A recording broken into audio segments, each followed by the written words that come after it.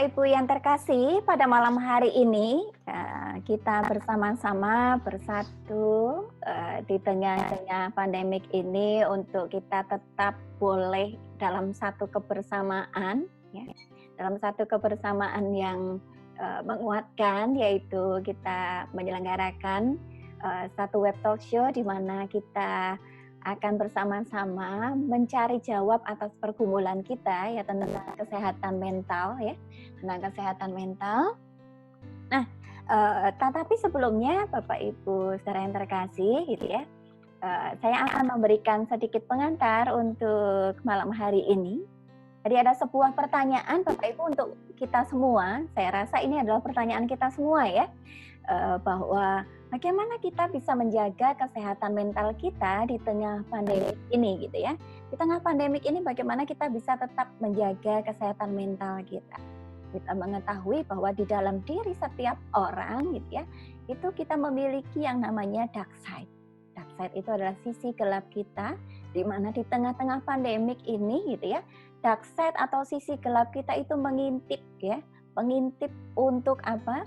Untuk kemudian muncul gitu ya, muncul dan kemudian itu bisa menghasilkan banyak hal. Nah, salah satunya adalah mental illness gitu ya. Nah, oleh karena itu Bapak Ibu Saudara, bagaimana kita bisa menengarai ya segala sesuatu berkaitan dengan kesehatan mental kita di tengah pandemik ini. Bagaimana kita bisa menengarai bahwa diri kita ini kita ada dalam suatu kondisi atau situasi di mana kita harus mulai gitu ya, aware dengan kondisi mental kita ya. Terus kemudian itu untuk hal yang cukup berat ya. Tapi ada hal-hal yang sederhananya adalah bagaimana kita bisa minimal ya di tengah-tengah pandemi yang mengharuskan kita mengalami physical distancing ya, dan juga kita harus mengalami social distancing ini. Bagaimana kita bisa mengelola kejenuhan ya, bagaimana kita bisa memiliki mengatasi kebosanan ya, bagaimana kita bisa mengatasi stres, dan juga bagaimana kita bisa di tengah masa jaga jarak ini ya, jarak sosial maupun fisik ini, bagaimana kita bisa survive menjalani semuanya ini ya. Di tengah-tengah kita tentu ada tipe-tipe kepribadian yang berbeda-beda ya. Ada orang-orang yang ekstrovert gitu ya, orang-orang yang begitu terbuka, tetapi juga ada orang-orang yang introvert gitu ya. Untuk orang-orang extrovert yang biasa bergaul, berkomunitas ya, dan kemudian biasa hangout gitu ya, mungkin dalam masa distancing ini sangat menyiksa gitu ya. Tapi mungkin untuk orang-orang introvert yang memang menyukai kesendirian ya, mungkin hal-hal ini bisa dilalui, tetapi bukan berarti tidak menimbulkan efek apa-apa. Baik Bapak Ibu, tidak berlama-lama lagi, kita pada malam hari ini akan bersama-sama mendengar dari narasumber kita, yaitu Ibu Deborah Herawati, MTH Counseling ya. Biasa Ibu Herawati ini dipanggil dengan Ibu Deborah Herawati ini dipanggil dengan panggilan Ibu Hera ya, yang saat ini pelayanannya adalah sebagai tim pengajar, tim riset dan konselor di STTRI Warung Buncit, dan juga pelayanannya ada di Konselor Hope Counseling Center ya, di Kompleks UPH Karawaci. Dan juga beliau aktif sebagai pengkhotbah, pembicara seminar, dan memimpin workshop di berbagai gereja, sekolah, dan komunitas Kristen. Kita akan bersama-sama mendengar ya dari beliau pada malam hari ini ya, tentang bagaimana kita menjaga kesehatan mental kita di tengah pandemik. Karena itu saya persilahkan kepada Ibu Deborah Herawati untuk menyampaikan materi. Oke, selamat malam Bapak dan Ibu, saudara-saudara sekalian. Malam ini kita bertemu dalam suasana situasi yang tidak biasa ya. Mungkin sebentar lagi situasi ini menjadi suatu situasi yang biasa gitu ya. Kelas, tapi saya bicara sendiri di depan video saya. Saya tidak bisa melihat semua dari wajah dari Bapak dan Ibu sekalian. Kalaupun sebagian memunculkan video juga hanya sedikit yang bisa kita lihat di sini ya. Tetapi inilah kesempatan yang kita punya malam ini supaya kita bisa berbagi, belajar bersama-sama mengenai kesehatan mental di dalam situasi pandemik yang sekarang kita hadapi. Ini adalah topik kita pada malam hari ini, kesehatan mental di masa pandemik. Kalau kita memperhatikan, sekarang kita semua ada di dalam suatu kondisi yang tidak normal. Ya. Kalau biasanya kita bekerja, biasanya anak-anak kita bersekolah, biasanya kita bisa ketemu teman-teman. Sekarang ini adalah masa-masa menjelang Lebaran. Mungkin sebagian dari kita, karena kita tidak merayakan Lebaran, kita melihatnya sebagai satu kesempatan liburan. Ya. Kalau kita bicara mengenai masa-masa seperti ini, mengasihi keluarga itu adalah dengan pulang kampung. Bukankah begitu? Tapi sekarang pulang kampung itu justru kita memposisikan diri sebagai musuh dari sekampung. Ya. Ini adalah situasi yang sangat membingungkan bagi sebagian besar dari kita. Dan kita akan melihat mengapa pandemi COVID ini menjadi sesuatu yang membingungkan. Pandemi ini datang kepada kita itu dengan tiba-tiba. Kalau Anda memperhatikan berita-berita mengenai pandemi ini pertama kali muncul pada bulan Desember ya. Mungkin sedikit kita mendengar, sedikit kita nggak terlalu memperhatikan karena itu suatu berita yang kecil. Tapi begitu Januari, berita ini mulai kita kepengen tahu apa sih ini, corona ini apa. Bahkan akhirnya WHO itu memberi nama COVID-19 gitu ya. Ini apa sih? Ini datangnya tiba-tiba. Begitu Februari, ini menjadi suatu berita yang heboh, tetapi kita masih tenang. Kita hanya berpikir ini adalah suatu topik, suatu pokok doa yang kita harus doakan mengenai masyarakat di tempat yang jauh, di Wuhan sana, di China. Ya. Tidak ada kaitannya sama dengan kita. Begitu Maret awal, kalau salah tanggal 3 Maret ya, Presiden Jokowi itu menyampaikan, ada loh di Indonesia kasus ini menjadi sesuatu yang dekat dengan kita. Ini adalah kasus yang tiba-tiba, ini juga adalah kasus yang kita itu nggak kenal. Sebenarnya ini apa? Virus ini itu apa? Berbahaya atau tidak? Penularannya seperti apa? Sangat membingungkan perjalanannya kalau Anda mengikuti berita dari mulai Januari sekarang. Beritanya itu apa yang kita kenali tentang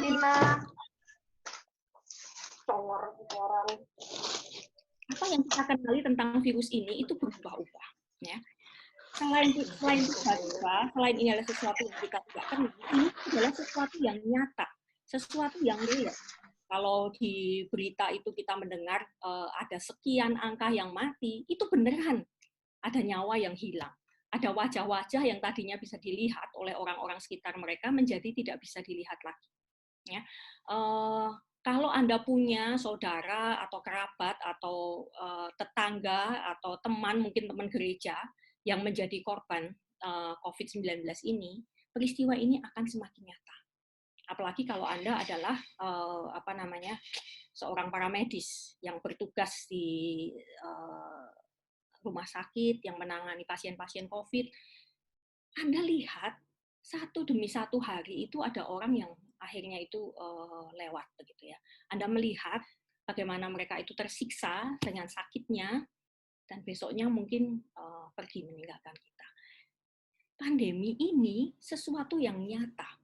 Ini memaksa kita untuk melakukan suatu pembatasan-pembatasan.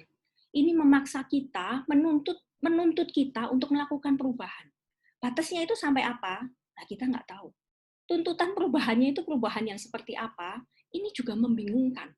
Kalau sekarang kita ada pengaturan mesti pakai masker, nggak boleh salaman, kita mesti ada di rumah. Ini semua terjadi di dalam proses. Benar nggak Bapak dan Ibu sekalian? Ini adalah satu proses yang tadinya itu salah-salah, bukan ngawur lah ya. Kita menebak, oh ternyata nggak boleh seperti itu. Masker, pertama kali yang harus pakai masker adalah hanya yang sakit. Berapa hari kemudian, oh semua mesti pakai masker. Kita jadi bingung, ini apa? Ya. Nah, dan ini semua membuat kita itu menjadi gamang, menjadi gagap, membuat kita itu menjadi cemas dengan apa yang terjadi. Ya. Karena ternyata pandemi ini sudah menjangkit seluruh dunia, Kita nggak tahu persis berapa negara yang di mana ini yang tidak ada. Kalau kita membaca di berita, ada sekitar 15 negara yang mengaku bahwa di negara mereka nggak ada pandemi COVID. Tapi apakah benar demikian? Saya bacakan ini berita di pertengahan April yang lalu ya. Negara-negara yang mengaku tidak ada pandemi itu adalah Korea Utara. Ini mungkin negara yang Anda pernah dengar namanya. Komoro, Lesotho, Turkmenistan, Tajikistan, Kepulauan Marshall, Mikronesia, Kiribati, Palau, Nauru, nama-nama yang sangat asing. Apa benar di negara ini COVID itu tidak terjangkit, tidak menjangkiti masyarakat mereka? Ataukah mereka menutupi berita yang ada? Kalaupun mereka tidak menutupi, apakah mereka punya alat tesnya? Ya, ini yang kecurigaan negara-negara yang lainnya. Ada nggak tuh alat tesnya? Kalaupun ada alat tesnya, bisa sampai menjangkau masyarakat yang dicurigai terjangkit atau enggak. Punya sistemnya enggak mereka itu untuk menemukan dan akhirnya memunculkan data? Ya kita nggak tahu. Ya. Tetapi realitanya Bapak dan Ibu sekalian, COVID ini bukan hanya mengganggu masalah kesehatan, tetapi dia mengganggu aspek-aspek yang lain di dalam hidup kita. Aspek ekonomi, aspek sosial budaya, aspek pendidikan, aspek spiritual, aspek relasi, gaya hidup, dan juga aspek mental yang nanti kita akan bicarakan lebih jauh. Ini real. Masalah ekonomi, kalau misalnya sekarang ini ada PSBB, kantor-kantor ditutup, mungkin sebagian dari kita masih bisa bekerja di rumah. Seperti yang saya lakukan, saya masih bisa melakukan pekerjaan saya di rumah. Ya. Tetapi ada pekerjaan-pekerjaan yang tidak mungkin dilakukan di rumah. Kalau sopir taksi bagaimana nganterin secara online? Nggak mungkin, ya. Mereka harus turun ke jalan. Ya. Tetapi ada yang akhirnya benar-benar ditutup, dan itu akhirnya adalah tidak ada income, dan itu artinya adalah mereka kesulitan makan, dan sebagainya. Kalau negara kita ini adalah suatu negara yang kaya, masalah ini nggak akan serumit ini, ya kan? Ya, pokoknya kamu di rumah, ini ada dana, makanan dikirimkan, kebutuhan kamu disediakan, semuanya beres. Tapi Indonesia kan bukan negara yang seperti itu. Dan masyarakatnya apakah bisa nurut seperti di China? Pokoknya kamu di dalam rumah, kalau keluar mesti lapor, bawa HP, di absen seperti itu. Apakah bisa dilakukan di masyarakat ini? Ini menjadi sesuatu yang sangat sulit. Apakah itu dalam skala makro di dalam negara, apakah secara pribadi kita satu demi satu. Mungkin ibu-ibu dan sebagian bapak juga mengalami bagaimana kita kesulitan untuk mendampingi anak-anak kita itu melakukan pembelajaran di rumah. Ya. Biasanya kalau mereka bertanya, ya tinggal tanya kepada gurunya atau mungkin guru lesnya. Sekarang mereka nggak ada. Ya, gurunya ya Anda, guru lesnya yang Anda juga yang harus menyiapkan makan, Anda juga yang harus nemenin mereka main, Anda juga yang harus mengcover kalau misalnya mereka itu bosan, dan lain sebagainya. Ini adalah peran-peran yang baru yang tiba-tiba muncul karena adanya pandemi ini. Belum lagi gereja. Ya. Gereja harus menyiapkan fasilitas supaya masyarakat itu bisa beribadah di rumah, dan lain sebagainya. Kalau kita simpulkan, ternyata pandemi ini membuat kita itu punya lawan. Yang pertama adalah virusnya sendiri, virus coronanya sendiri. Ini adalah berkaitan dengan masalah kesehatan, dan juga dampak dari pandemi corona ini. Jadi kita ini punya dua lawan. Yang pertama adalah virusnya, yang mungkin dilawan dengan tadi ya petunjuk-petunjuk, kita harus pakai masker dan lain sebagainya, kita para medis ini disupport dengan alat-alat yang cukup, fasilitas-fasilitas yang baru itu dipersiapkan. Selain itu, kita tuh punya musuh yang lain, yaitu adalah dampak dari pandemi corona ini. Tadi sebagian saya sudah sampaikan di sana. Ya. Makanya kalau kita melihat ya kebijakan pemerintah, kebijakannya itu jujur aja membingungkan, benar nggak? Ya, misalnya hari ini dikatakan boleh mudik, gitu ya. Besok nggak boleh mudik, besoknya lagi boleh, besoknya lagi bukan begitu maksudnya, gitu ya. Tiba-tiba besoknya kereta api sudah boleh jarak jauh, sudah boleh jalan. Ini tuh maksudnya itu apa? Membingungkan. Mengapa ini menjadi sesuatu yang membingungkan? Karena saya membayangkan ya, pemerintah ini tuh seperti main juggler gitu ya, yang melemparkan bola atau stick begitu ya. Bagaimana caranya supaya stick-stick aspek-aspek yang tadi sebagian saya sampaikan di slide yang sebelumnya ini bisa dimainkan semuanya, tidak ada yang jatuh. Bagaimana memikirkan kesehatan tanpa ekonomi ini mengganggu, karena negara tidak bisa backup masyarakat kecil yang begini banyak jumlahnya. Ya. Ini mesti dimainkan sehingga kalau pemerintah itu tampak gagap dan membingungkan, ya kita bisa memaklumi. Ya. Dan ini pun juga kegagapan ini juga terjadi pada kita. Kalau misalnya nih ya, sekarang kita rata-rata sebagian besar dari kita kan pasti main sosial media. Ya.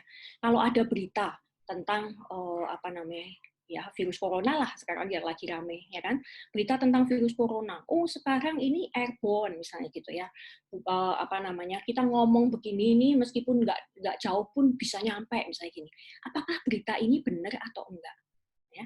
Biasanya meskipun berita ini belum tentu benar atau salah, berita ini tuh sudah tersebar kemana-mana. Menerima nggak message-message yang seperti itu? Ketika ada yang komplain, ini hoax apa enggak? Ini benar apa enggak? Terbukti apa enggak? Biasanya yang ngirim akan ngomong apa? Ya, anulah, lebih baik kita berjaga-jaga. Kata-kata itu menyatakan apa? Menyatakan bahwa kita concern kepada virus coronanya. Tetapi kita lupa, sebenarnya kita itu punya lawan yang lain, yaitu dampaknya. Orang yang baca seperti itu jadi takut. Ya kan? Baru beberapa hari yang lalu ada informasi, kamu meskipun sembuh dari virus corona, itu tuh sekarang ini paru-parumu tuh tinggal setengah katanya ya.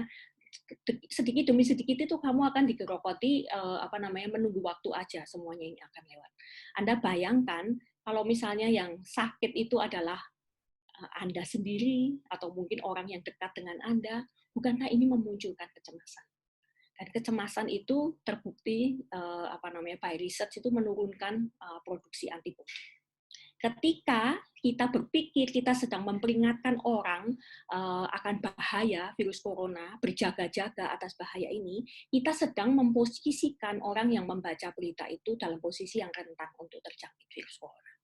Ini harus menjadi concern kita. Musuh kita bukan cuma virusnya, tetapi musuh kita juga adalah dampak yang ditimbulkannya. Maka secara aplikasi langsung hati-hatilah ketika kita itu menerima message-message yang belum jelas, karena message ini meskipun di satu sisi membuat orang bisa berjaga-jaga, di sisi yang lain message ini bisa memposisikan orang lain itu di dalam posisi yang rentan terpapar oleh virus ini karena kecemasan yang mereka hadapi. Ya. Apa bentuk dari gangguan mental yang kita hadapi selama pandemi COVID ini? Ini saya memunculkan beberapa hal saja, ya, tidak semuanya saya sampaikan di sini, tetapi ini adalah yang rata-rata bisa kita hadapi, ya, kecemasan, kecurigaan, ya, apalagi pada waktu awal-awal dulu sebelum kita tahu apa yang sedang terjadi, hampir semua kita itu cemas, ya. Ada orang-orang yang merasa sakit serius. Kalau misalnya sudah mulai batuk-batuk begitu, waduh, ini aku kenapa ya? Jangan-jangan aku COVID ya? Aku mesti swab test nih, mesti kita memikirkan hal-hal yang seperti itu. Ya, ada juga yang excessive buying, yang belanja-belanja. Mengalami nggak, ibu-ibu? Sekarang sudah tidak bisa jalan-jalan ke mall, tetapi setiap hari paket itu mungkin datang ke rumah kita gitu ya. Saya punya satu tetangga saya pikir ini excessive buying gitu ya. Satu hari mungkin bisa 3-4 kali tukang paket itu mengantar barang ke rumahnya gitu ya. Belanja online. Karena ini tuh hanya sejauh jempol aja gitu ya, mana yang kita pilih dan itu datang. Excessive buying ini sebenarnya juga adalah salah satu tanda-tanda kecemasan, ya. Merasa ada sesuatu yang kurang dengan diriku, aku harus membeli sesuatu supaya kebutuhanku itu tercukupi, dan ini terbukti dengan naiknya nilai penjualan di berbagai produk, ya. Ini saya mendapatkan datanya di China. Pembelian online itu selama masa pandemi ini naik 10-30%, ya. Dan bahkan untuk produk-produk kesehatan dan safety itu penjualan naik sampai 300%. Begitu juga penjualan produk-produk makanan kering, ya, susu lah, snack dan lain sebagainya itu naik 300%. Yang turun itu adalah pembelian barang mewah dan juga baju-baju. Ya. Nah, ini salah satu sebenarnya ini adalah gangguan yang mempengaruhi mental kita. Ya. Lalu juga ada addiction, ya, kecanduan. Mungkin sebagian besar yang kita lihat di antara anak-anak kita, mungkin juga kita termasuk di dalamnya, itu adalah addiction terhadap gadget. Ya. Selama masa pandemi ini, semakin banyak orang yang terikat dengan gadget-gadget itu. Ya. Ada gangguan pola tidur, apakah jadi makin banyak tidur ataukah makin kurang, gangguan emosi, jadi sedih, jadi marah, tidak bisa mengontrol emosi, kelelahan yang berlebihan, ya, bosan, sedih, psikosomatis, rasa badannya sakit-sakit padahal nggak ada apa-apa. Nah, ini ada yang disebut sebagai cabin fever. Mungkin Bapak dan Ibu pernah dengar. Ini adalah satu gejala semacam depresi begitu ya, yang terjadi karena kita terus-menerus ada di ruangan yang terbatas gitu ya. Sekarang ada di rumah terus, apalagi kalau rumahnya kecil. Nah, ini beberapa gejala yang kita lihat di dalam layar ini muncul sebagai bagian dari cabin fever. Ya, mungkin dia merasa bosan, tiba-tiba sedih, lelah, psikosomatis dan lain sebagainya. Kalau ini berlanjut, bisa menjadi depresi.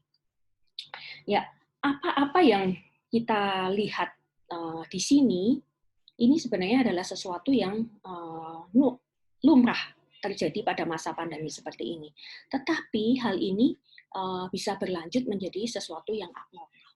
Apa tanda-tandanya kalau suatu gejala ini adalah suatu gejala yang abnormal? Ya.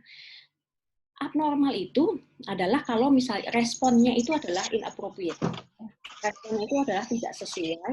Punya duit kok nggak bakalan kok mau keluarin duit buat dia kuliah. Tidak sesuai dengan apa? Yang pertama adalah tidak sesuai dengan SMA aja gue capek bangunin dia. Tidak sesuai dengan situasinya. Kalau misalnya kita melihat kepada slide saya yang pertama tadi, situasi yang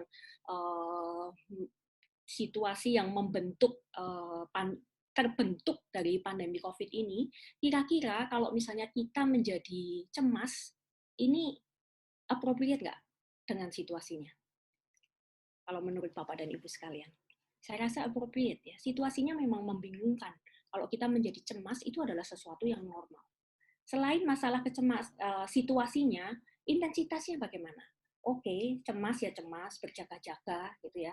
Kalau keluar pakai masker, kalau nggak perlu nggak usah keluar. Ini adalah sesuatu yang intensitasnya itu cocok, appropriate ya. Tetapi kalau misalnya cemasnya itu sampai mungkin rumahnya di-coverin plastik begitu ya, nggak ada lagi udara masuk ke dalam, mungkin mesti disaring-saring dan lain sebagainya.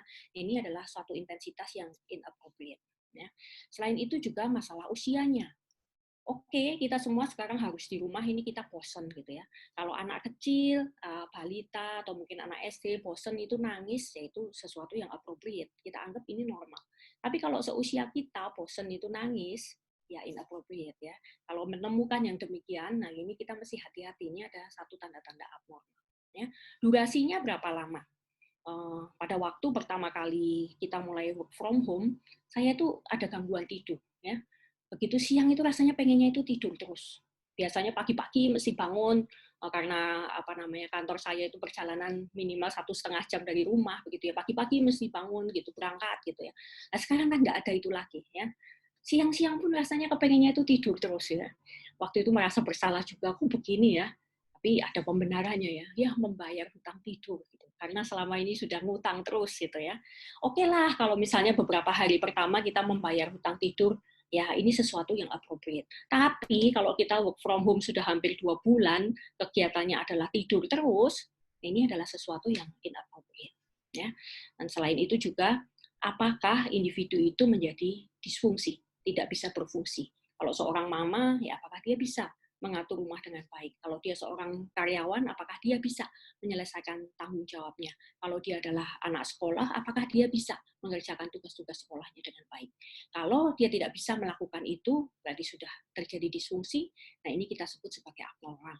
Kalau Anda melihat tanda-tanda ini di sekitar Anda, Nah, ini adalah waktunya untuk mencari pertolongan. Ya, saya tidak akan membahas mengenai abnormalitas ini lebih dalam lagi, ya, karena mungkin tidak banyak dari kita yang ketemu seperti itu. Kalaupun ketemu yang seperti itu, langkah yang harus kita lakukan adalah mencari pertolongan. Ya, nanti kalau Anda, Bapak dan Ibu sekalian yang tertarik lebih dalam mengenai abnormalitas ini, bisa mencari sumber-sumber yang menjadi ya semacam alkitabnya para psikolog, para psikiater yang disebut sebagai DSM, ya, Diagnostic and Statistic Manual for Mental Disorder. Nah, itu nanti bisa dibaca lebih teliti. Nah, sekarang kita akan membahas apa sih sebenarnya yang disebut sebagai kesehatan mental. Ya, ini ada banyak definisi mengenai kesehatan mental, tetapi saya memakai definisi yang dipakai oleh WHO. Ya, ini lembaga kesehatan dunia yang ada di bawah PBB yang kita anggap sebagai yang standar lah ya. WHO itu mengumumkan kesehatan mental itu adalah suatu, bukan hanya seorang itu tidak sakit mental, seorang itu tidak cacat mental, tetapi ini mempengaruhi gabungan dari fisiknya, mentalnya, kondisi sosialnya, sehingga individu itu ada 4 aspek yang mesti ada di dalam suatu kesehatan mental. Yang pertama adalah individu itu sadar kemampuannya, ya.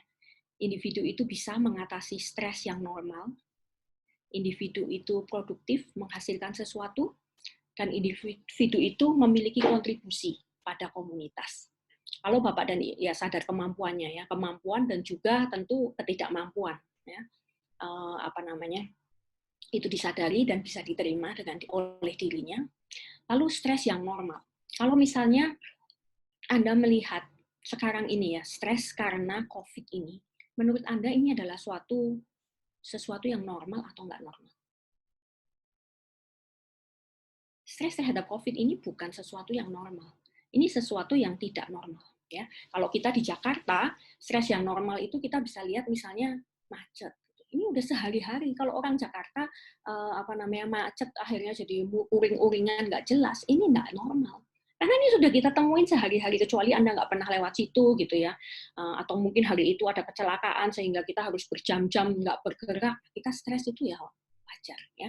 Tapi kalau stres yang normal-normal sehari-hari, macet lah, mungkin beberapa kita yang tinggal di beberapa daerah di Jakarta, banjir itu juga menjadi suatu stres yang normal karena bisa berapa hari sekali pada musim hujan itu datang. Ya. Tapi bagi orang-orang yang lain, banjir itu menjadi suatu stres yang tidak normal. Jadi kalau kita lihat ini, kalau ada sedikit yang aneh-aneh di sekitar kita, nah ini bisa dianggap, ya kita nggak bisa menstandarkan ini tuh orangnya ini mental health-nya terganggu atau enggak, karena kita menghadapi suatu stres yang tidak normal. Ya, tapi nanti balik lagi ke tadi, berapa lama ini dia bisa cope dengan situasi ini. Ya. Nah, dia juga adalah produktif dan kontribusi pada komunitas.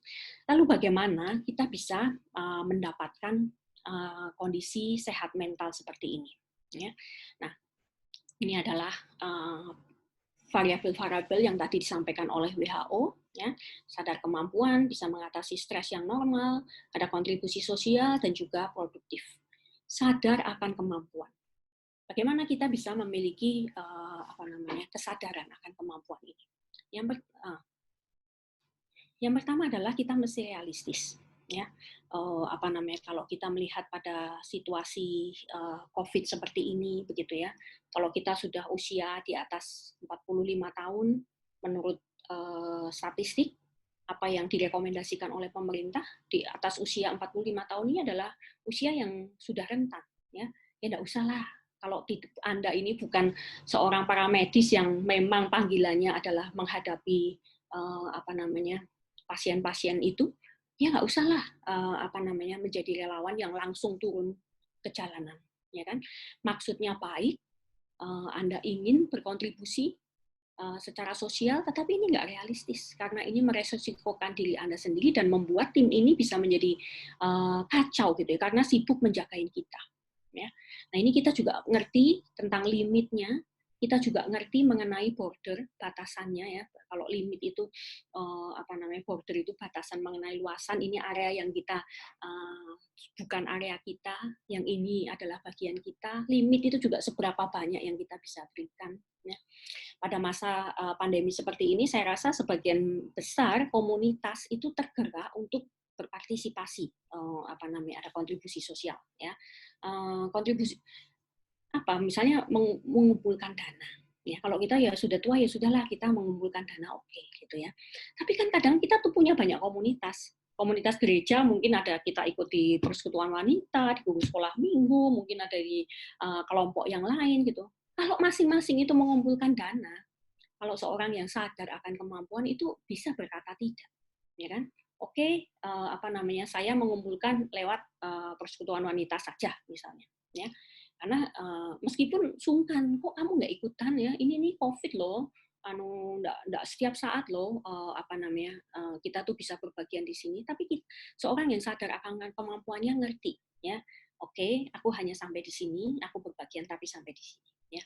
Tanpa perlu merasa bersalah, tanpa perlu merasa terganggu dengan apa yang sudah dilakukan. Dan sebagai anak-anak Tuhan, kita bersandar kepada Tuhan, ya. Ini beberapa ayat yang saya kutip di sini. Sebenarnya ada banyak sekali, tapi tidak mungkin semuanya itu saya munculkan di sini. Marilah kepadaku semua yang letih, lesu, dan berbeban berat. Aku akan memberi kelegaan kepadamu. Sebagai orang Kristen, seringkali kita melihat firman Tuhan atau perintah Allah itu sepotong saja. Ya, kita berpikir bahwa kita ini harus kuat nih menghadapi situasi yang seperti ini, kita mesti kuat. Ini sesuatu yang benar nggak? Benar, memang firman Tuhan menyuruh kita itu kuatkanlah, teguhkanlah hatimu. Tetapi kita mesti tahu gitu ya, kita tuh punya batas. Sampai titik tertentu kita nggak bisa lagi. Tuhan aja bilang kalau kamu sudah nggak kuat lagi, kamu datang dong ke aku. Aku akan memberi kelegaan kepada kamu. Tapi seringkali kita menuntut diri kita dan kita menuntut orang lain lebih dari apa yang Tuhan. Tuhan bilang, kalau capek datang ke sini, bicara sama aku, ya, mengeluhlah pada aku. Tapi kita berpikir apa? Aku nggak boleh ngeluh. Tuhan itu sudah baik. Benar Tuhan itu baik, ya. Benar kita harus berjuang, tetapi nggak utuh. Karena Tuhan itu juga tahu kita adalah manusia yang terbatas, datang kepadaku, ya. Dan ketakutan-ketakut ini ya, ini beberapa ayat menguatkan kita. Diamlah, ketahuilah, akulah Allah. Aku ditinggikan di antara bangsa-bangsa. Allah mengontrol di sini. Ya.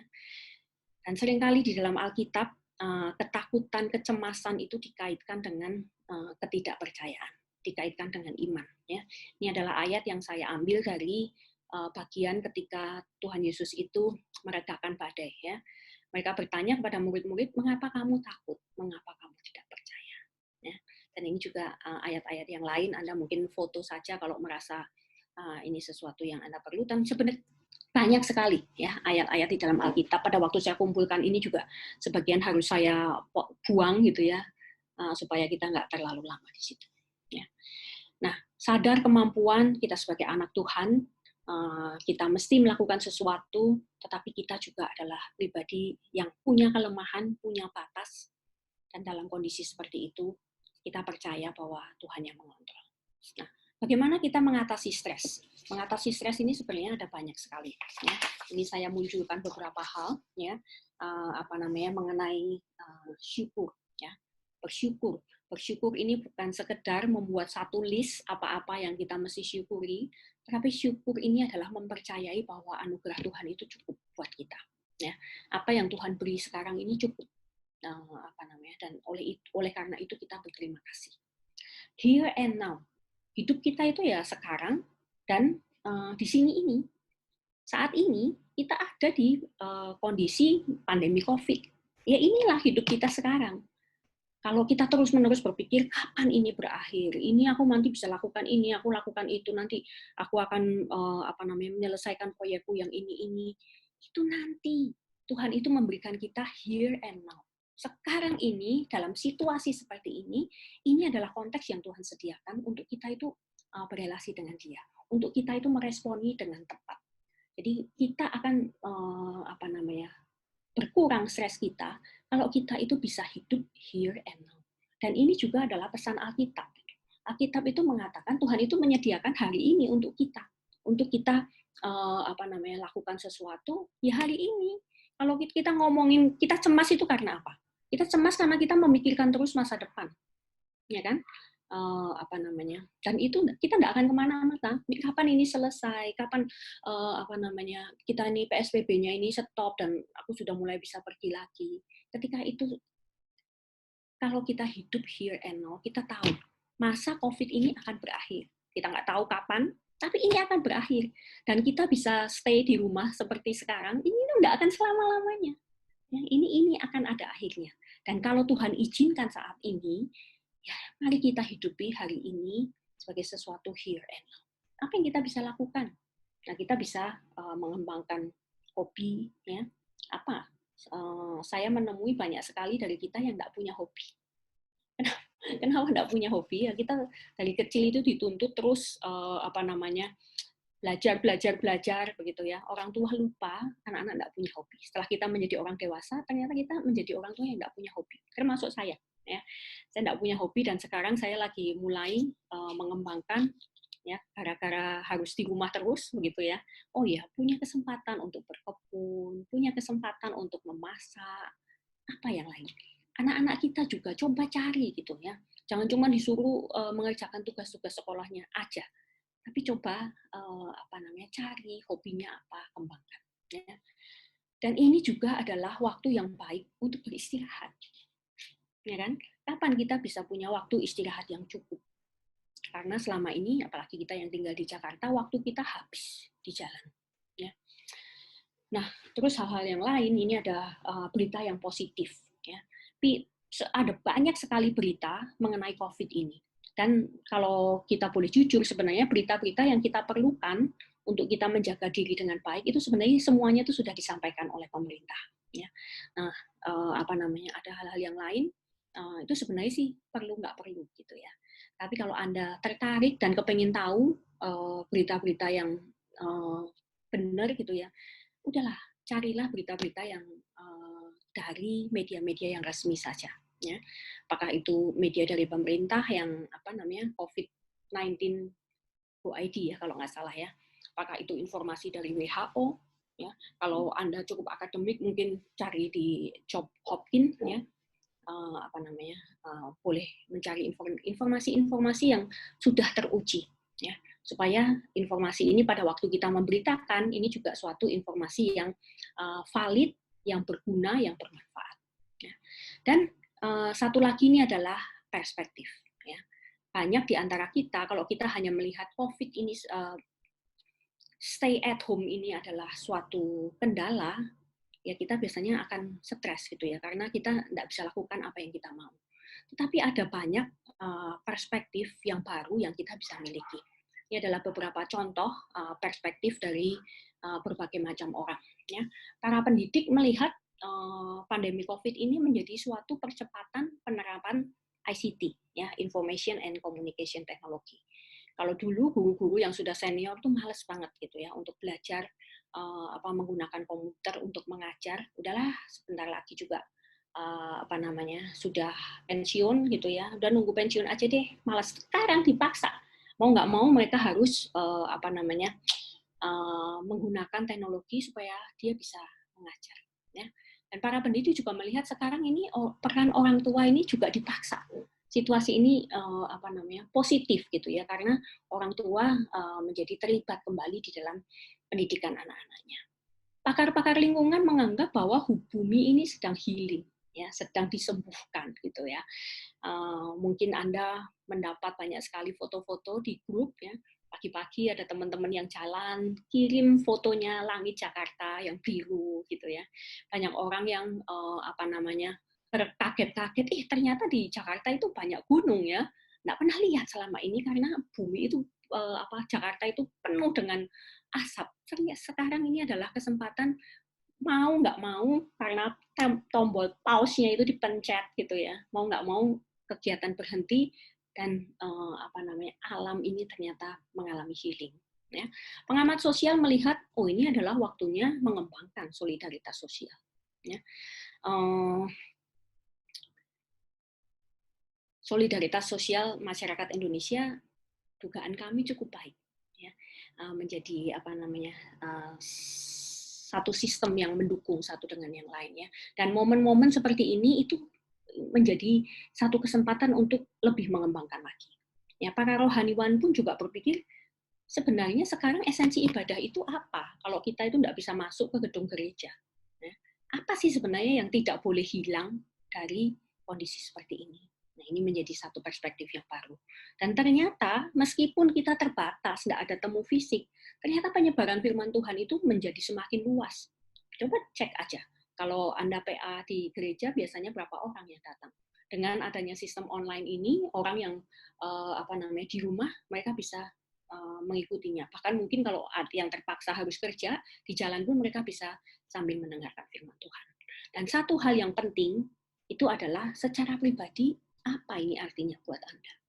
Ini kita mesti temukan pada masa yang sebentar lagi akan, ya harapan kita sebentar lagi ya, akan selesai ini. Apa secara pribadi, perspektif apa yang Anda lihat dari COVID ini? Sebagai seorang konselor, sebelumnya saya tuh agak anti gitu ya, melakukan konseling secara online. Ya, banyak kadang klien dari luar kota itu kepingin video call gitu ya, saya nggak suka gitu. Karena saya pengen ada kehadiran, saya bisa merasakan sense-nya ini bagaimana, apa yang dia rasakan saat ini gitu ya. Dengan online ini kan terbatas. Tapi situasi ini memaksa, saya nggak mau mesti mencoba gitu ya, konseling online. Dan ternyata oke juga, ya kan? Nah ini persepsi secara pribadi. Nah hal-hal yang lain apa? Apa yang saat ini itu sebenarnya Tuhan sedang kerjakan bagi kita? Ini kita mesti temukan di dalam masa ini, ya, sehingga kita tidak hanya berfokus kepada kendala-kendala yang kita hadapi selama COVID, tetapi kita melihat COVID ini dengan suatu perspektif yang baru. Being productive. Nah, ini beberapa tips yang praktis ya. Bagaimana kita membuat, kalau sudah di rumah begini, apalagi kalau ibu-ibu rumah tangga ya, kita sudah ada rutinitas yang kalau kita itu nggak sadari, ya ini sudah menjadi rutinitas yang setiap terus-menerus dijalani waktu habis satu hari gitu ya. Masak pagi gitu, nanti sudah selesai beres-beres semua, harus prepare lagi untuk masak yang siang, begitu. Mungkin membereskan pekerjaan rumah dan lain sebagainya. Nah, kita mesti punya ada target-target mingguan. Apakah kita yang selama ini bekerja atau kita yang memang semuanya di rumah, kalau kita bikin targetnya itu harian, ya bakalan stres, ya kan? Karena situasi di rumah berbeda dengan situasi di kantor. Nah, saya menyarankan kita buat target-target mingguan sehingga pada waktu-waktu kita ini sedang produktivitas kita tinggi, nah kita bisa kejar target itu. Tapi pada waktu kita sedang moodnya lagi tidak bagus, mungkin anak hari ini bangun susah dan sebagainya, nah itu bisa bergeser. Dan ini satu poin yang penting adalah kita itu bekerja optimal, bukan bekerja maksimal. Ya. Seringkali, waktunya masih ada, padahal targetnya sudah selesai, kita lanjutin lagi terus ya. Kita merasa ini adalah memaksimalkan potensi yang ada, anugerah yang diberikan ya. Tetapi bagi saya, ini membuat kita tuh terlalu preoccupied, ya, terlalu terfokus pada satu area tertentu, dan kita nggak jadi balance. Ya. Area-area yang lain, aspek-aspek hidup yang lain, itu ternyata menjadi kita abaikan, karena kita hanya terfokus pada kerja. Ya. Nanti pada waktu kita sudah usia pensiun, nggak ada lagi yang bisa dikerjakan, nah biasanya akan jadi stres, ya, post power syndrome, ya, akhirnya bikin masalah ke sana sini karena identitas yang dikaitkan pada kerja sekarang sudah hilang. Ya.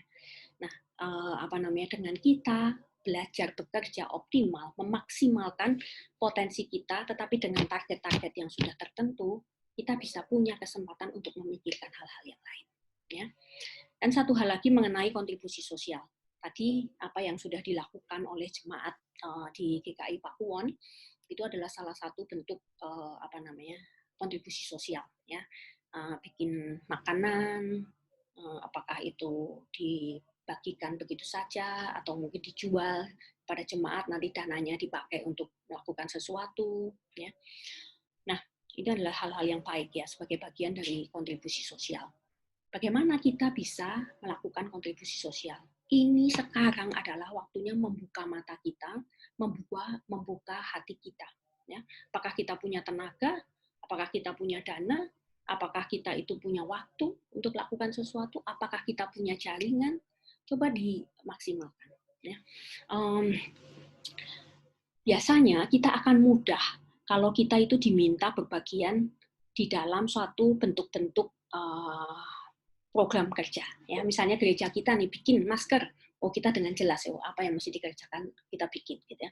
Masker ini mau diberikan ke siapa ya nanti urusannya tim yang lain mungkin ya. Tetapi sekarang ini mari kita coba membuka mata, membuka hati kita, lihat benar-benar apa yang ada di sekeliling kita ya. Apakah mungkin tukang sampah ini di cover nggak oleh lingkungan ya. Kalau enggak, siapa yang nggak di cover? Siapa yang nggak di cover? Mungkin sopir-sopir ojol yang kita pakai, atau mungkin tukang ojek yang lain, ya, atau orang-orang yang kita kenal, tetangga kita, coba buat list. Ketika saya mencoba membuat list ini di dalam lingkungan saya gitu ya, kira-kira apa ya yang saya bisa lakukan ya. Saya dan suami sudah membuat satu kesepakatan, oke lah kita bagi deh ini sembako gitu ya untuk beberapa orang. Coba kita kumpulin. Oh ya saya ketemu gitu ya. Oh ya dulu mantan tukang ojek yang suka nganterin suami saya gitu ya. Apa mungkin mantan staff gitu ya. Oh ya ada temen nih yang punya satu yayasan kecil melayani anak-anak jalanan. Kita listin gitu ya. Waktu saya bikin list kok ternyata enggak banyak ya. Itu saya mikir apa benar ya lingkungan kita ini memang lingkungan yang orang-orang yang sudah cukup begitu, kita nggak punya banyak kenalan orang-orang yang berkekurangan, atau sebenarnya mata kita itu kurang kebuka gitu melihat itu. Selama ini kita berfokus dengan kerja, dengan pelayanan, hidup kita yang itu aja, dan kita nggak membuka, kita lupa bahwa Tuhan itu tempatkan kita here and now, di sini, di waktu ini, dengan orang-orang yang ada di sekitar kita. Nah sekarang pandemi ini menjadi satu kesempatan kita latihan dan memaksa membuka mata, membuka hati. Ya. Dan bagaimana kita bisa menjadi support system. Orang bukan cuma butuh sembako, orang bukan cuma butuh masker, orang juga butuh teman. Ya, dalam situasi ini tuh loneliness itu ada di mana-mana. Coba buat list gitu. Apakah ada orang tua yang tinggal sendirian? Apakah ada anak yang mungkin itu ngekos, terpaksa nggak bisa pulang, sekarang dia sendirian ada di kosnya. Ya. Betapa menyedihkannya situasi itu. Mari buat list dan coba kita kerjakan bagian kita. Menyapa, ya. Lakukan sesuatu, mungkin kirimlah kue atau apa sebagai suatu surprise. Kalau pada masa begini banyak orang kehilangan pekerjaan, banyak sekali ibu-ibu yang akhirnya bikin kue macam-macam begitu ya. Nah, ini kesempatan juga ya. Kita mungkin order dari dia, kirimlah, kasih kepada oma yang tinggal sendirian itu ya. Menjadi satu bentuk bagaimana kita bisa menjadi support system. Ini adalah kesempatan, pandemi ini adalah satu kesempatan kita membangun suatu jejaring, melawannya sebagai we, sebagai kami, sebagai kita, gitu ya, melawannya bersama-sama.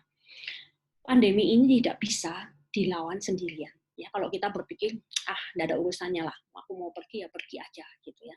Aku mau apa suka-suka aku. Nah ini nggak akan selesai-selesai. Tapi pandemi ini kita lawan sebagai we, sebagai kami, sebagai kita.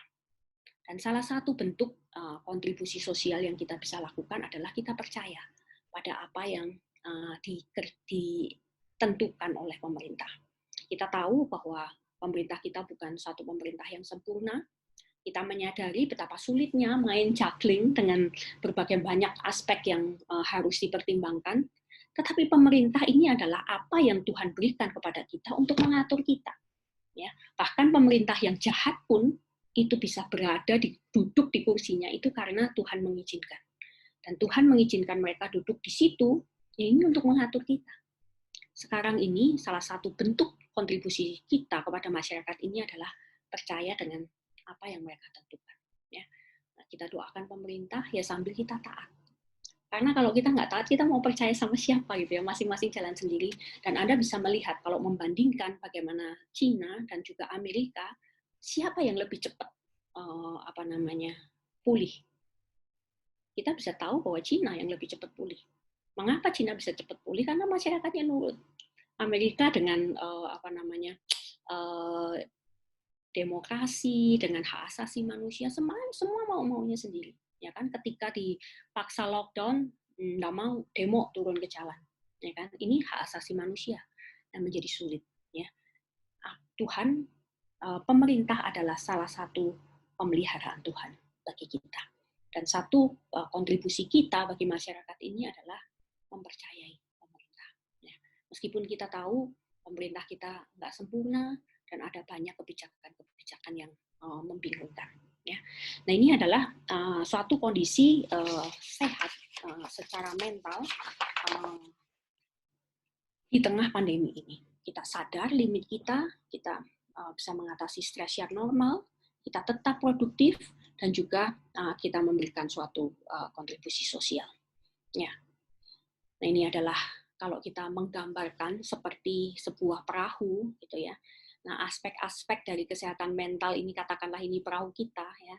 Ada sadar kemampuan, ada bisa mengatasi stres, produktif, dan juga ada kontribusi sosial. Ya. Sadar kemampuan itu dinyatakan dengan kita mengerti limit kita, batasnya kita. Ya. Mengatasi stres itu diatasi dengan syukur, merasa cukup dengan apa yang Tuhan sudah sediakan, dan menghidupi here and now, di sini dan sekarang. Produktivitas bukan berarti habis-habisan, tetapi kita mengerjakan secara optimal apa yang Tuhan percayakan kepada kita. Karena sebenarnya ada aspek-aspek yang lain dalam hidup yang kita mesti perhatikan. Ya. Dan kontribusi sosial ini kita bisa simpulkan dengan menjadi we. Kalau ada orang yang kita lihat kekurangan, kita isi. Kita berikan sesuatu kalau memang kita punya. Ada orang-orang yang kesepian, ini adalah waktunya mungkin membuat list siapa yang mesti ditelepon, siapa yang mesti di-chat. Sekarang nggak bisa datang, ya kita bisa delivery sesuatu kepada dia. Ya. Ini adalah kapal kita.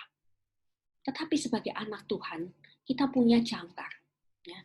Jangkar itu adalah jangkar ini yang membuat kapal itu stabil ketika ada goncangan kemana-mana, mungkin kapalnya goyang-goyang gitu ya.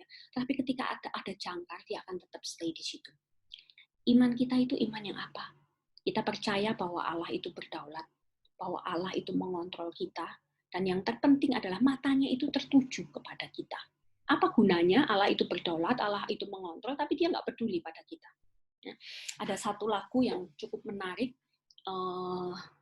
pada waktu saya remaja, lagu ini cukup populer. Mungkin Bapak dan Ibu yang seumuran saya, kurang lebihnya begitu ya, mengenal lagu itu. Kalau anak yang kecil-kecil mungkin nggak ngerti lagu itu ya. Lagu itu judulnya When I See You Smile. Tahu nggak ya lagu itu ya? When I see you smile, I can face the world gitu ya. Saya lupa yang nyanyi siapa ya. Pokoknya ini grup slow rock begitulah ya. Lagu itu mengatakan ketika aku lihat kamu tersenyum, itu aku tuh bisa face the world ya. Ini tantangan apapun aku bisa atasi gitu ya. Pokoknya semua yang wow dan mungkin agak gombal begitu ya, itu dikaitkan dengan ketika aku melihat kamu tersenyum ya. Bagi saya, bagian yang paling penting dari lagu itu adalah kalimat yang terakhir. Ya. When I see you smile, smile at me. Gitu ya. Apa gunanya kalau orang itu smile bukan kepada kita? Ya kan? Apalagi kalau smile-nya itu pada saingan kita gitu ya. Nah, itu kan justru menjadi sesuatu smile yang menyakitkan. Tetapi ketika smile-nya itu untuk kita, nah ini sesuatu yang berbeda.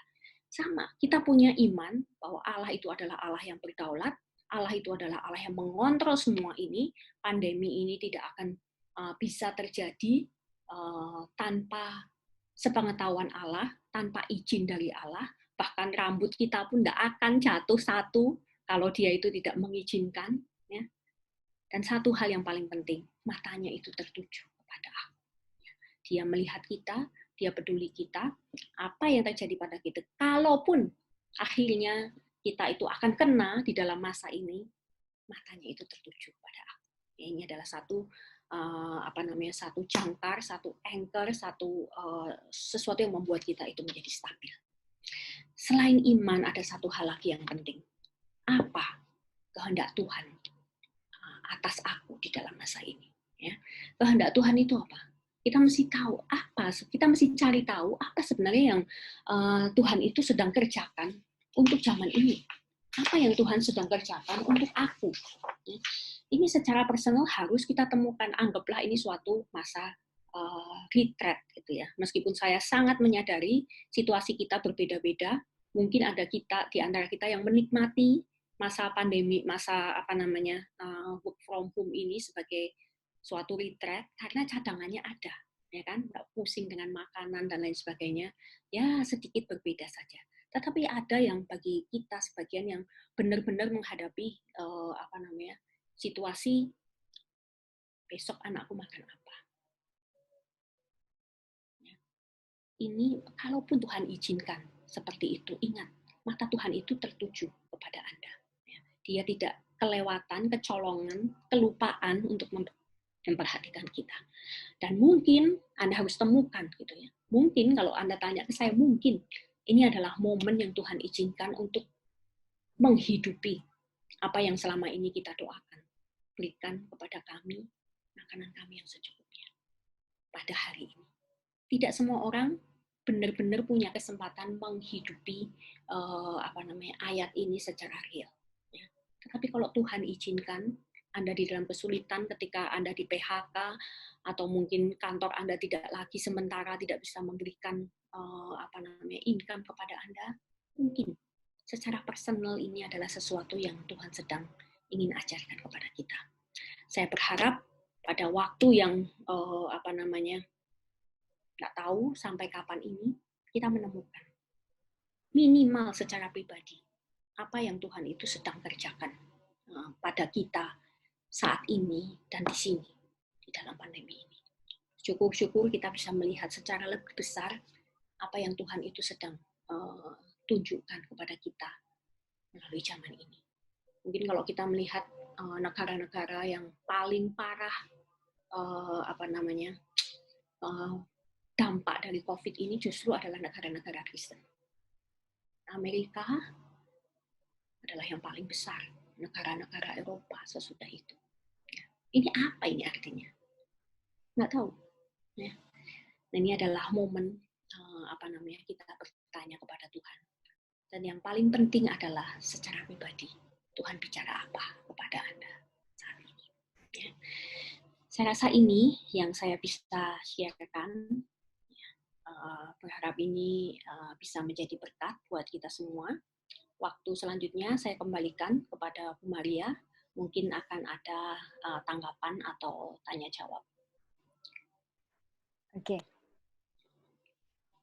Baik, terima kasih untuk penyampaian dari Ibu Hera yang demikian membuka ya wawasan kita bersama. Saya sungguh tertarik tadi dengan beberapa statement yang dibuat gitu ya. Jadi bagaimana kita bisa survive di tengah pandemik ini yang sangat menarik bagi kami. Nah, Bapak Ibu yang terkasih, sebelum saya memberikan kesempatan untuk Bapak Ibu juga mengajukan pertanyaan baik via chat maupun via langsung gitu ya, mungkin di dalam di balik pandemik ini ada banyak pertanyaan gitu ya berkaitan dengan kesehatan mental yang juga kita miliki gitu ya. Mungkin kita juga adalah orang-orang yang mengalami, kita bagian orang yang mengalami kebosanan gitu ya saat PSBB ini, dan mungkin kita juga sedang mencari gitu ya gimana cara mengatasi kebosanan di saat PSBB ini gitu ya. Mungkin juga di antara kita ada yang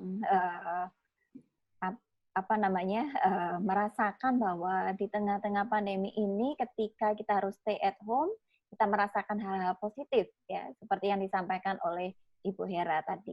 Selain merasakannya negatif, juga hal-hal yang positif. Tapi tidak terelakkan juga gitu ya, di tengah-tengah masa stay at home ini ternyata juga persoalan-persoalan di dalam rumah tangga itu bertambah juga gitu ya, polemiknya ya antara suami istri, mungkin mertua menantu, atau antara saudara persaudara ya. Nah, jadi kira-kira Mungkin dari hal ini dulu ya sebelum ke saudara-saudara yang lain. Kira-kira bagaimana pendapat Bu Hera dengan hal ini, ya? PSBB ini. Ya, oke ya. Yang pertama tadi mengenai bosan. Ya. Kenapa seseorang itu bisa bosan? Yang pertama, kalau orang itu bisa menjadi bosan, biasanya dia tuh punya energi. Ya, dia punya satu energi atau dia itu punya satu kemampuan, ada resource lah. Tetapi resource ini tidak bisa diluangkan ke dalam suatu kegiatan atau satu bentuk yang pas buat dia. Mungkin kita bisa lihat ya, kalau anak-anak yang pintar, kalau guru-guru tahu lah, anak-anak pintar itu rata-rata bosen gitu di kelas. Karena apa? Dia punya resource yang besar, sementara tantangannya itu enggak cukup gitu ya. Nah, biasanya dia akan menjadi bosan. Selain itu, sebaliknya kita itu bisa menjadi bosan kalau kita tuh enggak punya kontrol terhadap apa yang kita lakukan. Ya, apalah, misalnya dulu pertama kali saya berkebun gitu ya, kali ini sudah cukup besar, dimakan ulet gitu ya, mati gitu. Oke lah, semangat, bikin lagi yang baru gitu ya. Saya tugas 1 minggu keluar kota, anak saya nyiraminnya mungkin kurang atau ada hari-hari yang lupa, kekeringan, mati. Nggak bisa ngontrol apa yang sekarang, bosan gitu. Nah, dan biasanya kalau kita sudah bosan begitu, pikiran kita itu akan melayang-layang, kita nyalahin orang, dan akhirnya kita jadi nggak suka dengan apa yang kita lakukan. Jadi bosan ini bukan sekedar sesuatu yang perlu variasi, tetapi juga meaning sebenarnya. Kalau kita nemuin anak-anak yang bosan atau kita juga bosan gitu ya, coba cari apa sih sebenarnya yang value-nya kita itu apa, kemampuannya kita itu apa, resource yang kita punya itu apa, dan coba kerjakan itu menjadi sesuatu yang pas gitu, yang ada artinya. Dan sekarang ini sebenarnya kesempatan yang baik ya buat anak-anak itu untuk kita itu coba gali potensi-potensi mereka, sehingga kebosanan ini akan berkurang. Ya. Nah, kalau yang bosennya cuma bosen-bosen yang sederhana, ya sekedarlah kita sekali-sekali jalan keluar gitu ya. Saya punya teman itu selama PSBB ini, karena dia tipe orang yang ekstrovert, yang tidak bisa lama-lama di rumah gitu ya. Dalam 1 minggu beberapa kali mereka satu keluarga naik mobil ya, berjauh-jauhan begitu, dan sekedar masuk tol gitu ya. Nanti sampai Bogor gitu, putar balik, masuk lagi. Gitu. Nah, sekedar variasi-variasi seperti itu. Tetapi sebenarnya kalau kita mau kebosanan yang lebih dalam, sebenarnya bosan ini tuh sebagai satu tanda kita itu belum memaksimalkan potensi yang ada, dan itu mesti dicari dan difasilitasi untuk bisa dikembangkan. Ya. Lalu yang kedua tadi mengenai relasi ya? Iya, relasi betul. Relasi dengan suami istri, anggota keluarga, iya. Apa kok sekarang itu menjadi bermasalah gitu ya? Ya, kalau saya mengamati, seringkali masalahnya ini sebenarnya itu bukan gara-gara PSBB, ya. Bukan gara-gara PSBB terus akhirnya kita jadi berantem sama suami dan sebagainya. Sebenarnya masalahnya itu sudah lama. Cuman masalahnya kesempatannya yang nggak ada. Ya. Jadi komunikasi sudah nggak jalan dengan baik gitu ya, saling pengertian itu nggak ada gitu ya, yang ada adalah tuntutan-tuntutan. Kalau selama ini ketika kerja normal, pulang tuh sudah capek, nggak ada energinya, kesempatan ngobrol juga cuma sebentar ya. Akhirnya kalaupun ada sesuatu yang mengganjal, ya wis disimpan ya kan, paling ya jengkel, dan akhirnya membuat jarak itu makin jauh.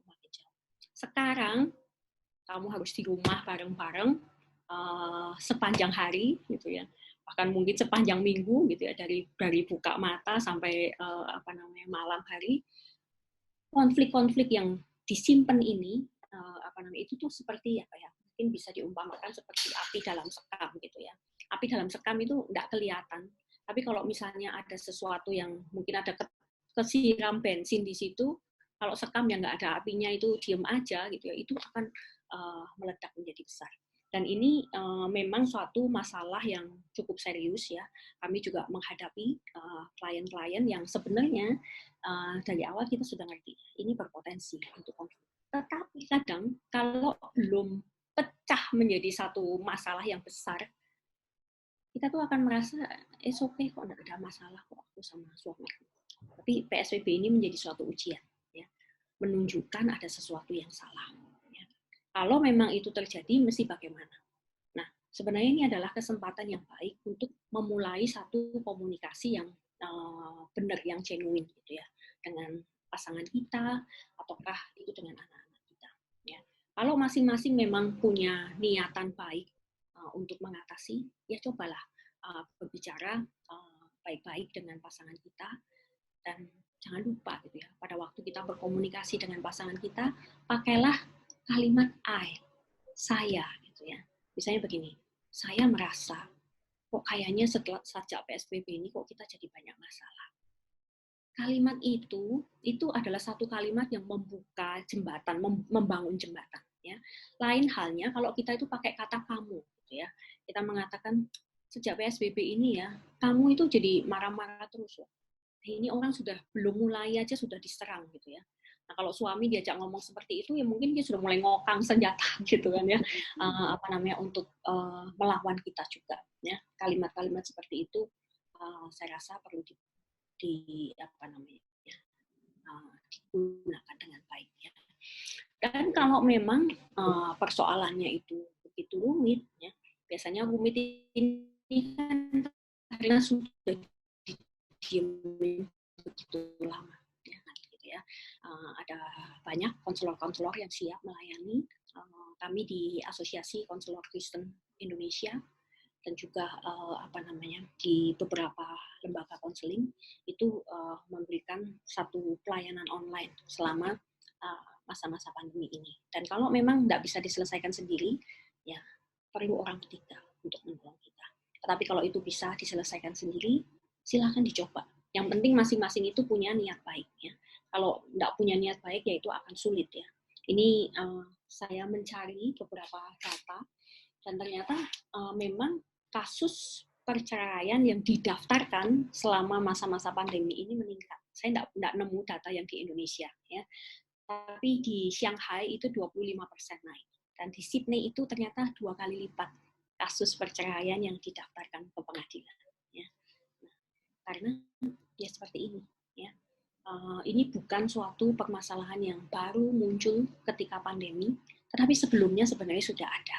Ya, sebelumnya sudah bermasalah, tidak punya kesempatan untuk jadi bertengkar karena pulang sudah capek, ya, dan masing-masing udah malas lah, sudahlah disimpan aja. Ini sesuatu yang sangat tidak sehat. Ya. Kalau kita memang mau kita adalah anak-anak Tuhan yang ada di dalam pernikahan, dan pernikahan Kristen itu adalah suatu pernikahan yang tidak ada perceraian. Ya. Ini bukan suatu belenggu, tetapi bagi saya ini adalah memang ini konteks. Gitu ya. Tuhan kasih ini di dalam satu bentuk pernikahan orang-orang yang tidak sempurna, dan di situ kita saling mengasah. Ya.